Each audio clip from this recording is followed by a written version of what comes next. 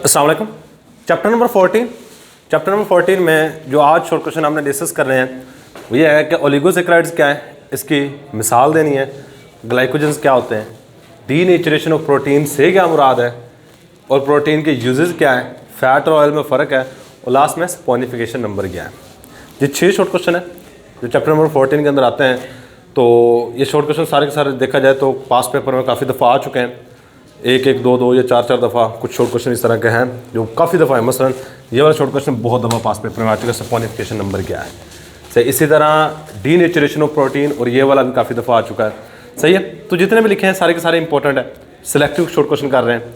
तो सबसे पहली बात हमारे पास ओलिगोसैकेराइड्स क्या है और मिसाल दें। देखो हमने लास्ट टाइम पढ़ा जी मोनोसैकेराइड काफ़ी ज़्यादा डिस्कस किया। मोनोसैकेराइड में 2 फार्मूले बनाए, ग्लूकोज का, फ्रक्टोज का। ग्लूकोज में आगे रिंग स्ट्रक्चर बनाई जिसमें अल्फा डी ग्लूकोज क्या होता था, बीटा डी ग्लूकोज कौन सा था, दोनों की रिंग स्ट्रक्चर बनाई। अब नेक्स्ट जो हमारे पास चीज़ आती है वो है ओलिगोसैकेराइड। हमने कहा था कार्बोहाइड्रेट्स की बेसिकली 3 टाइप्स हैं। कार्बोहाइड्रेट्स की टाइप्स की बात की जाए, कार्बोहाइड्रेट्स की टाइप्स की बात की जाए तो 3 है। कौन कौन सी?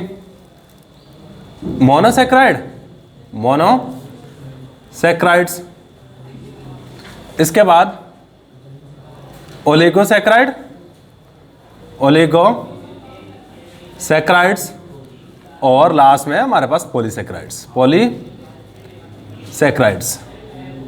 देखो मोनोसैकेराइड में हमारे पास आगे मजीद टाइप्स हमने पढ़ी थी, ट्रायोज, टेट्रोज, पेंटोज, हेक्सोज, ये वाले टाइप से। अब इसके बाद हमारे पास जो नेक्स्ट आ रहा है वो है ओलिगोसैकेराइड।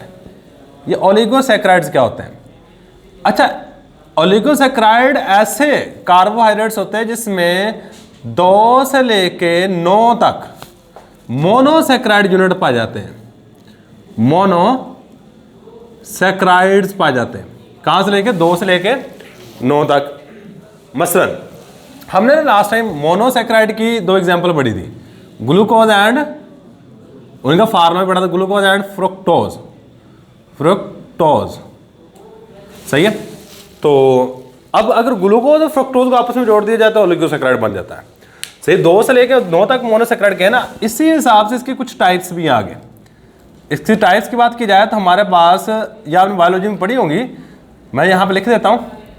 जिस तरह हमारे पास पहली टाइप है डाइसैकेराइड्स, इसके बाद ट्राइसैकेराइड्स है, ट्राइसैकेराइड्स, इसके बाद टेट्रासैकेराइड्स है, टेट्रासैकेराइड्स, और इसके बाद लास्ट वाली टाइप है हमारे पास पेंटासैकेराइड, और 9 तक जाते हैं पेंटासैकेराइड्स, हेक्सासैकेराइड, हेप्टासैकेराइड, ऑक्टासैकेराइड, नोनासैकेराइड। तो ये हमारे पास टोटल टाइप्स हैं। तो अब डाइसैकेराइड की बात की जाए, डाई का मतलब होता है 2, जिसमें 2 मोनोसैकेराइड हो, डाइसैकेराइड है जिसमें 3 मोनोसैकेराइड हो, ट्राइसैकेराइड है जिसमें 4 मोनोसैकेराइड हो, 5 मोनोसैकेराइड हो, पेंटाऑक्साइड और जिसमें 4 मोनोसैकेराइड हो, उसको टेट्रासैकेराइड कहते हैं। इसमें जो सबसे मोस्ट इंपॉर्टेंट टाइप है वो हमारे पास डाइसैकेराइड है। क्यों मोस्ट इंपॉर्टेंट है? क्योंकि इसमें 2 मोनोसैकेराइड यूनिट जुड़े होते हैं। मैं कहता हूं सपोज कि एक ग्लूकोज है और एक फ्रक्टोज है। अगर इन दोनों को आपस में मिलाया जाए तो यहां से वाटर का मॉलिक्यूल एलिमिनेट होता है और ग्लूकोज और फ्रक्टोज आपस में जुड़ जाते हैं। ग्लूकोज और फ्रक्टोज आपस में बॉन्ड बना लेंगे। भाई ये जो बॉन्ड आपस में बन रहा होता है ग्लूकोज का और फ्रक्टोज का, इसको हम बायोलॉजी में एक नाम देते हैं ग्लाइकोसाइडिक लिंकेज।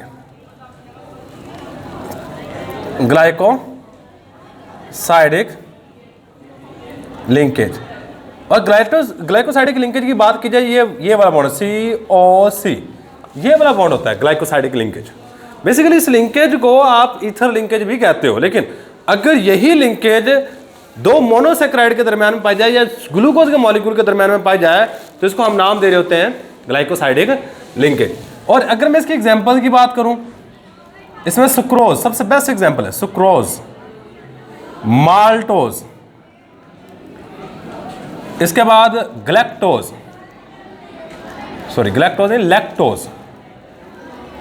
ये सारे के सारे क्या हमारे पास ओलिगोसैकेराइड है। अगर मैं सुक्रोज की बात करूँ तो सुक्रोज बना होता है ग्लूकोज प्लस फ्रुक्टोज के मिलने से। माल्टोज की बात करूँ तो ये ग्लूकोज प्लस ग्लूकोज के मिलने से बनता है। और लैक्टोज की बात की जाए तो ये ग्लूकोज प्लस ग्लैक्टोज किसके मिलने से? ग्लैक्टोज के मिलने से बनता है। अगर आप ओलिगोसैकेराइड के बारे में से आधी बातें भी लिख दोगे तो भी आपकी बातें मानी जाएंगी। तो मतलब सबसे पहले ये बताओ कि ओलिगोसैकेराइड में मोनोसैकेराइड के 2 से लेकर 9 तक सब यूनिट होते हैं। उसी की बेस पे इसकी मुख्तलिफ टाइप्स हैं, डाइसैकेराइड, ट्राइसैकेराइड, टेट्रासैकेराइड, पेंटासैकेराइड, सही है। तो डाइसैकेराइड में 2 मोनोसैकेराइड होते हैं। डाइसैकेराइड की अगर बात की जाए तो हमारे पास ग्लूकोज और फ्रुक्टोज जब आपस में जुड़ते हैं तो वहाँ पे एक वाटर का मॉलिक्यूल एलिमिनेट होता है और ग्लाइकोसाइडिक लिंकेज के जरिए से 2, 3 या 4 जितने भी 9 तक जुड़ सकते हैं, सही है। तो एक वाटर का मॉलिक्यूल बीच में एलिमिनेट हो रहा था, वहाँ पे जहाँ पे वाटर एलिमिनेट होगा ना वहाँ ग्लाइकोसाइडिक लिंकेज बनती है। ग्लाइकोसाइडिक लिंकेज के जरिए से जुड़े होते हैं। और अगर कुछ एग्जांपल याद रख लीजिए, सुक्रोज, माल्टोज, लैक्टोज वगैरह। अब इसके बाद नेक्स्ट आ जाओ, व्हाट इज ग्लाइकोजन। देखो हमारे पास लास्ट वाले जो टाइप है वो क्या है हमारे पास? पॉलीसैकेराइड। क्या हमारे पास? पॉलीसैकेराइड्स।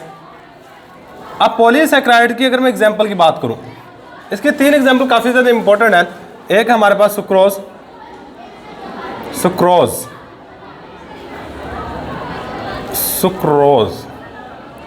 एक हमारे पास है ग्लाइकोजन, और एक हमारे पास एग्जांपल है सेलुलोज। सॉरी, ये सुक्रोज नहीं, सुक्रोज ऊपर है, स्टार्च यहां पे आएगा। बेसिकली ग्लाइकोजन किसकी एग्जांपल है? पॉलीसैकेराइड की। अब यही बात पूछी हुई है कि व्हाट आर ग्लाइकोजन्स। ग्लाइकोजन्स क्या है? ग्लाइकोजन जो ग्लाइकोजन है इज पॉलीसैकेराइड, पॉलीसैकेराइड्स। बच्चे याद रखिएगा, पौधों में एक्स्ट्रा ग्लूकोज जो स्टोर हो रही होती है वो स्टोर हो रही होती है स्टार्च की फॉर्म में। किसकी फॉर्म में? एक्स्ट्रा ग्लूकोज इन प्लांट के अंदर जो एक्स्ट्रा ग्लूकोज स्टोर होती है स्टार्च की फॉर्म में होती है। इंसानों में एक्स्ट्रा ग्लूकोज स्टोर होती है, एक्स्ट्रा ग्लूकोज इन एनिमल्स। अगर एनिमल्स की बात की जाए, एनिमल्स में एक्स्ट्रा ग्लूकोज किसकी फॉर्म में स्टोर होगी? किसकी फॉर्म में होगी? किसकी फॉर्म में होगी? ग्लाइकोजन की। इसलिए इसको एनिमल स्टार्च भी कहते हैं। क्या कहते हैं? It is also known as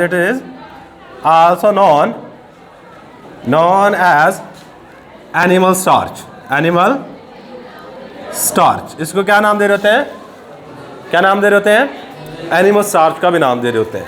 animal starch क्यों कहते हैं? क्योंकि पौधों में एक्स्ट्रा ग्लूकोज स्टोर होती है in the form of starch. इंसानों में भी एक्स्ट्रा ग्लूकोज ग्लाइकोजन की फॉर्म में स्टोर होती है, इसे कहते हैं एनिमल स्टार्च है। अब कहाँ पे जाके स्टोर हो रही है ग्लाइकोजन? ग्लाइकोजन आपके मसल्स के अंदर होती है। आपके लिवर सबसे बड़ा सोर्स है जो कि ग्लूकोज को ग्लाइकोजन में एक्स्ट्रा ग्लाइकोजन में कन्वर्ट कर रहा होता है, सही है। अब इसकी हाइड्रोलिसिस करवाई जाए। क्या करवाई जाए? हाइड्रोलाइसिस ऑफ ग्लाइकोजन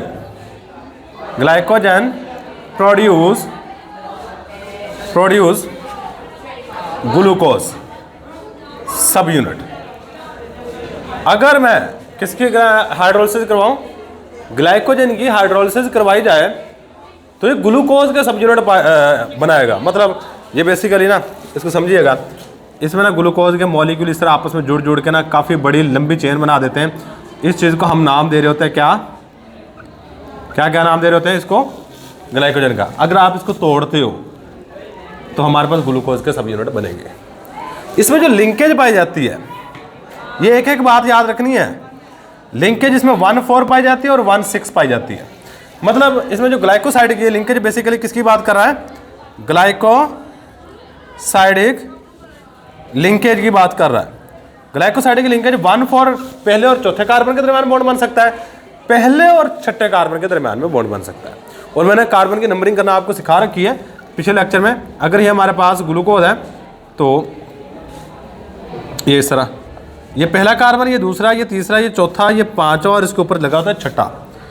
यहाँ पे एक मॉलिक्यूल का पहला और दूसरे मॉलिक्यूल के चौथे के दरमियान में भी लिंकेज बन सकती है साथ में। पहले और छठे के दरमियान दूसरा मॉलिक्यूल शायद आपका यहाँ पे, अगर इससे सेम मैं बनाऊँ ना यहाँ पे, तो यहाँ पे इस कार्बन के और इसको उठा के नीचे रखूँ तो इस कार्बन के दरमियान में भी लिंकेज बन सकती है ग्लाइकोजन के अंदर। चलो जी हमारे पास आ गई ग्लाइकोजन की बातें। 4 बातें याद रखनी जो मैंने वहाँ पे लिखी है। ग्लाइकोजन पॉलीसेकेराइड है, एनिमल स्टार्च का नाम देते हैं, हाइड्रोलिसिस में ग्लूकोज बनाता है, इसमें लिंकेज 1,4 और 1,6 पाई जाती है। चलो ये एक्सप्रेशन एक और भी याद रखिए कि ये सिर्फ और सिर्फ एनिमल में पाया जाता है, प्लांट में ग्लाइकोजन नहीं होता, वहाँ पर स्टार्च की फॉर्म में ग्लूकोज स्टोर हो रही होती है। अब इसके बाद what is denaturation of protein. Protein की डीनेचुरेशन से क्या मुराद है? डीनेचुरेशन का लफ्जी मतलब होता है शक्ल को बिगाड़ना। क्या? शक्ल बिगाड़ना। देखो प्रोटीन को आप डीनेचर कर सकते हो। डीनेचर मतलब प्रोटीन की बेसिकली ग्लोबुलर स्ट्रक्चर होती है, ये आपने पढ़ी हुई है बायोलॉजी में। तो अब प्रोटीन की स्ट्रक्चर को चेंज कर सकते हो। मसलन कोई प्रोटीन लिक्विड फॉर्म में ना, आप उस सॉलिड में लेके जा सकते हो। मैं आपको एग्जांपल दूंगा अभी थोड़ी देर में, ये आपको समझ आ जाएगी कि डीनेचुरेशन ऑफ प्रोटीन से क्या मुराद है। बस डीनेचुरेशन करने के लिए जो तरीकाकार है, कौन कौन से इस्तेमाल किए जा सकते हैं। प्रोसेस की बात करूं, आप डीनेचर करने के लिए हीटिंग कर सकते हो। क्या कर सकते हो? हीटिंग मतलब किसी शय को गर्म कर सकते हो। आप प्रोटीन को लो गर्म करो, हाई टेम्परेचर प्रोटीन डीनेचर हो जाएगी। एक्सट्रीम पीएच दे सकते हो। एक्सट्रीम पीएच, एक्सट्रीम पीएच का मतलब क्या है? या तो बहुत ज़्यादा एसिडिक पीएच दे दो, कोई एसिड डाल दो, या बहुत ज़्यादा बेसिक पीएच दे दो। मसलन अब आपने जिस्म के ऊपर एसिड डालो, आपको प्रोटीन यहाँ से ख़राब हो जाएगी, जल जाएगी, डीनेचर हो गई है, प्रोटीन की शक्ल चेंज हो गई है। इसके अलावा एक और विषय है ऑक्सीडाइजिंग एजेंट, स्ट्रॉन्ग, मैं बात लिख देता हूँ स्ट्रॉन्ग ऑक्सीडाइजिंग एजेंट या फिर रिड्यूसिंग एजेंट, वो भी स्ट्रॉन्ग। ये 3 चीज़ें ऐसी हैं जो कि प्रोटीन को डीनेचर कर सकती हैं। बहुत ज़्यादा हाई टेम्परेचर हीट कर दो, पीएच एक्सट्रीम दे दो, बहुत ज़्यादा एसिडिक या बेसिक, या फिर आप ऑक्सीडाइजिंग रिड्यूसिंग एजेंट का इस्तेमाल करो। सही है। इन तरीक़ाकार से आप प्रोटीन को क्या कर सकते हो? डीनेचर कर सकते हो। Change in shape, change in shape या ग्लोबुलर स्ट्रक्चर कहते हैं shape of protein.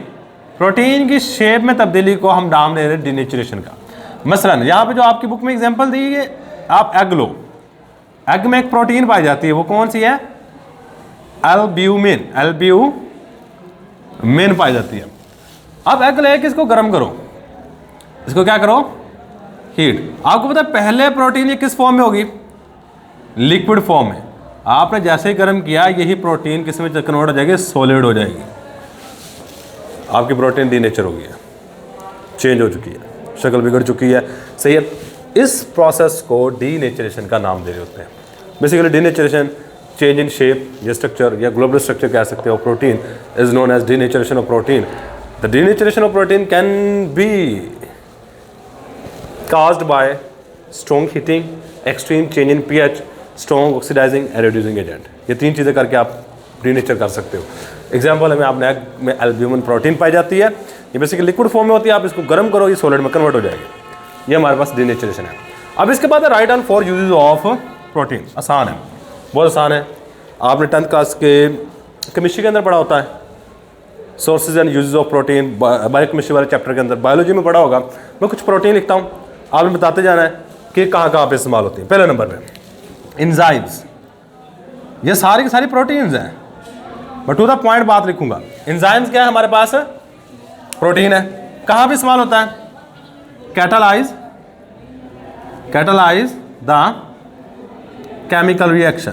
To the point बात याद है, chemical reaction in living organism, in living organism, जिंदा जानदारों में रिएक्शन को कैटलाइज करने के लिए इसका इस्तेमाल किया जाता है। नेक्स्ट, हार्मोन्स, पढ़ा हुआ है ना? हार्मोन्स भी, काफ़ी सारे हार्मोन्स प्रोटीन होते हैं, जैसे इंसुलिन है, थायरॉक्सिन है। सही है। तो ये क्या कर रहा है? रेगुलेट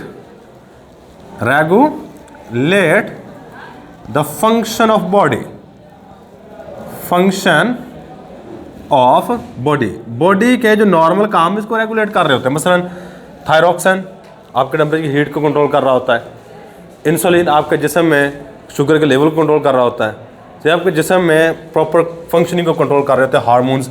हार्मोन्स के बाद हमारे पास जो नेक्स्ट प्रोटीन आ रही है बच्चों, वो है प्रोटोप्लाज्म। प्रोटोप्लाज्म, उम्मीद है कि आपको इस लफ्ज़ का मतलब पता होगा। प्रोटोप्लाज्म होता क्या है कि हमारे पास सेल है ना, सेल में दो चीज़ें होती हैं, न्यूक्लियस, न्यूक्लियस के लिक्विड पार्ट को हम नाम दे रहे होते हैं न्यूक्लियोप्लाज्म, न्यूक्लियोप्लाज्म, और ये साइटोप्लाज्म, इसका तो पता ही होगा, साइटोप्लाज्म। बट इन दोनों को collectively nucleoplasm plus cytoplasm is known as protoplasm. ये जो प्रोटोप्लाज्म है ये कहाँ पे इस्तेमाल होता है? Formation of body of living organism, living organism की बॉडी बनाने के लिए इस्तेमाल हो रहा होता है। इसके बाद हमारे पास लेदर, आप लेदर लिख सकते हैं, या इसकी जगह पे एक और वर्ड है हाइड्स, चमड़ा, खाले। ये कहाँ पे इस्तेमाल हो रहा था? ये भी प्रोटीन है, ये भी क्या हमारे पास, ये जितनी बातें लिखी है सारी सारी प्रोटीन्स हैं। इसको कहाँ पे इस्तेमाल कर रहे हैं? इसको आप शूज बनाने में, जैकेट्स बनाने में, and sports item, and sports items बनाने में इस्तेमाल करते हैं। इसी तरह एक प्रोटीन है जेलेटिन, क्या है हमारे पास? जेलेटिन। ये जेलेटिन कहाँ पाई जाती है? जब आप हड्डियों को गर्म करते हो, उसमें जो गोदा होता है, जिसको आप आम ज़बान मिख कहते हो, हड्डियों को गर्म करने के बाद जो अंदर मिख होती है ना, इसको साइंस की ज़बान में जेलेटिन कहते हैं। सही है। अब जेलेटिन कहाँ पे इस्तेमाल हो रही है? कहाँ पे इस्तेमाल हो रही है? Use in bakery product. Bakery product, आपके जो केक वगैरह होते हैं ना, जो अच्छे एक्सपेंसिव केक होते हैं, हमारे यहाँ पे नहीं मिलता ये वाला केक। जो एक्सपेंसिव केक होते हैं वहाँ पे उन केक्स को बनाने के लिए जेलेटिन का इस्तेमाल किया जाता है। अब बताइए, अगर आप पाए वगैरह लेते हो, उनमें से जो मिल्क कितनी की निकलती है, उस मिल्क को निकालते हैं, निकालने के बाद आगे, मतलब ये बेसिकली अगर सिंपल मैं बात कहूँ, ये जेलेटिन को एज अ फूड इस्तेमाल करते हैं, खुराक के तौर पे ही हम इस्तेमाल कर रहे होते हैं। इसके अलावा और भी प्रोटीन की मैं एग्जांपल देता हूँ, मीट, मटन, फिश, ये सारी की सारी प्रोटीन्स हैं, इसको एज अ फूड इस्तेमाल कर रहे हैं। ये भी इसकी इंपॉर्टेंस में आप लिख सकते हैं। यूजेस लिखने हैं ना, 1 2 3 4 5, आगे वाला ये लिख दो। सही है, बात को बनाना आना चाहिए, टू द पॉइंट, एक एक लफ्ज़ का बनता है, आपने याद रखना है। इस तरह एक और भी प्रोटीन है हमारे जिस्म के अंदर, हीमोग्लोबिन। क्या है? हीमोग्लोबिन। हीमोग्लोबिन भी एक्चुअली प्रोटीन है। कहाँ पे इस्तेमाल होती है? कहाँ पे इस्तेमाल होती है? ऑक्सीजन कैरिंग प्रोटीन है। क्या होती है? Oxygen carrying protein in human body. Human body, इंसानी जिस्म में ऑक्सीजन को एक जगह से दूसरी जगह पर ट्रांसफर करने के लिए हमारे पास जो प्रोटीन अमल कर रही होती है वो हीमोग्लोबिन है। वो क्या हमारे पास? हीमोग्लोबिन है। इसके बाद एक और क्वेश्चन है हमारे पास, what is the difference between fat and oil? Fat और ऑयल में क्या फ़र्क है? ये शायद आपने बायोलॉजी में पढ़ा हो। फैट क्या होते हैं? एक साइड पे फैट के बारे में बातें कुछ लिखेंगे और एक साइड पे ऑयल के बारे में कुछ बातें लिखेंगे। इसको कोशिश कीजिएगा, लिख लीजिएगा बुक के ऊपर, एक सिंपल से 2-3 लाइनें लिखी हुई हैं। हम टू द पॉइंट, जो बातें इस साइड बनती हैं वो साइड पे लिखेंगे, जो बातें इस साइड पे बनती हैं इस साइड पे लिखेंगे। बच्चे, फैट जो होते हैं they are saturated fatty acid, fatty acids, या इस तरह का fats they are saturated compounds, इस तरह भी सही है। ये सैचुरेटेड कंपाउंड होते हैं। और ये क्या होते हैं हमारे पास? They are unsaturated. सैचुरेटेड और अनसैचुरेटेड में फ़र्क आपको पता है। अनसैचुरेटेड कंपाउंड्स, और सैचुरेटेड कंपाउंड्स कौन से होते हैं? ऐसे कंपाउंड जिसमें कार्बन कार्बन के दरमियान बॉन्ड हो सिंगल। अनसैचुरेटेड कंपाउंड ऐसे होते हैं जिसमें कार्बन कार्बन के दरमियान में बॉन्ड होता है डबल। सही है। इसके बाद जो फैट है ये सॉलिड होती है at room temperature. It is solid, solid at room temperature, कमरे के दर्जा हरारत पर ये सॉलिड होती है। और ये क्या होता है? It is liquid at room temperature, ये रूम टेम्परेचर पे लिक्विड होती है। इसके बाद अगर नेक्स्ट बात की जाए तो जो फैट है ये अमूमन एनिमल से हासिल होती है, जो मक्खन है वो फैट है, और जो ऑयल्स है ये अमूमन प्लांट से हासिल होते हैं। ये क्या होता है, obtain, they are obtain from animals, ये एनिमल्स से हासिल होती है, और they are obtain from plants. और जितने भी ऑयल्स हैं, सारे के सारे ऑयल्स मैक्सिमम जो है वो प्लांट से हासिल हो रहे हैं। इसके बाद अगर मैं बात करूं इनके एग्जांपल की, बच्चे यहां पे लिख लो बटर, बटर फैट है। ऑयल की एग्जांपल लिखनी है, almond oil, coconut oil, coconut oil, इसके अलावा पाम ऑयल, आलमंड ऑयल, वो क्या नाम, बादामों के तेल को कहते हैं कोकोनट ऑयल, गिरी के तेल कहते हैं पाम ऑयल, खजूर के तेल कहते हैं पाम ऑयल, ऑलिव ऑयल किसको कहते हैं, हैं, ऑलिव ऑयल, जैतून के तेल को कहते हैं। सही है, तो ये चंद एक याद रख लो भाई। अगर आपको ये डिफरेंस आता है तो आप कम अज़ कम 3, 2 तो कम अज़ कम लिख लेंगे, लेकिन 4 लिख लोगे, एग्जाम्पल वगैरह सारी कुछ। ये वाले जो लास्ट वाला हमने डिफरेंस लिखा है ये बेसिकली क्या है हमारे पास, ये क्या है, ये एग्जाम्पल्स है। तो इसको कोशिश कीजिएगा, इसको नोट डाउन कर लीजिए, कर लें, ताकि आपको पता हो ये क्या कर रहे हैं। अच्छा, लास्ट में स्पोनिफिकेशन नंबर आ गया, तो स्पोनिफिकेशन नंबर भी कर ही लेते हैं। स्पोनिफिकेशन नंबर क्या होता है, सिंपल सी बात याद रखिएगा, ये number of milligrams of NaOH, या फिर इसकी जगह पे KOH ले सकते हैं, KOH, जिनको आप किसके साथ रिएक्ट करवाते हो, फैट,